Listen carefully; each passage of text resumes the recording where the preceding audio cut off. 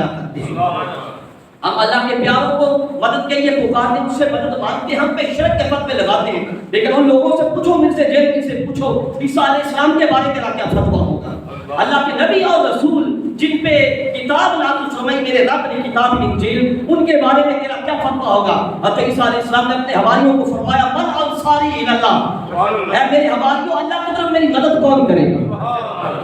یہ غیر اللہ سے مدد ہے یا نہیں ہے، غیر خدا سے مدد ہے یا نہیں، یہ ہمارے قرآن میں ہے۔ یہ آیت میں دکھانے کے لیے تیار ہوں، کوئی اگر دیکھنا چاہے ہمارے جمعہ کے بعد تو دیکھنے دکھانے کے لیے تیار ہوں۔ عیسیٰ علیہ السلام نے اللہ کے نبی اور رسول، انہوں نے اپنے حواریوں کو کہا میری مدد کون کرے گا۔ اور پھر رب ذوالجلال جو غنی بھی ہے، بے نیاز بھی ہے، جس کو کسی کی ضرورت نہیں، جو کسی کا محتاج نہیں، ساری کائنات اس کی محتاج ہے، وہ فرماتا ہے یا ایھا الذین آمنوا ان تنصروا اللہ ینصرکم، فرماتا ہے ایمان والو اگر تم اللہ کے دین کی مدد کرو گے اللہ تمہاری مدد کرے گا۔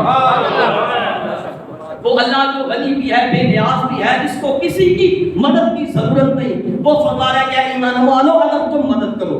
یہ بھی ہمارے قرآن میں موجود ہے، سورہ محمد 12 نمبر 26 ہے۔ کسی کے ذہن میں یہ بات ہے کہ شاید اپنی طرف سے سنا دی، یہ آیت دکھانے کے لیے تیار ہے۔ 26واں پارہ سورہ محمد، رب ذوالجلال فرماتا ہے ایمان والو اگر تم اللہ کے دین کی مدد کرو گے اللہ تمہاری مدد کرے گا۔ تو یہ اس کو تو کسی کی مدد کی ضرورت نہیں ہے، یہ ہماری تعلیم کے لیے ہے، یہ انسانیت کی تعلیم کے لیے ہے کہ اے ایمان والو اللہ کے بندے مدد کرتے بھی ہیں، ان سے مدد مانگنا جائز بھی ہے۔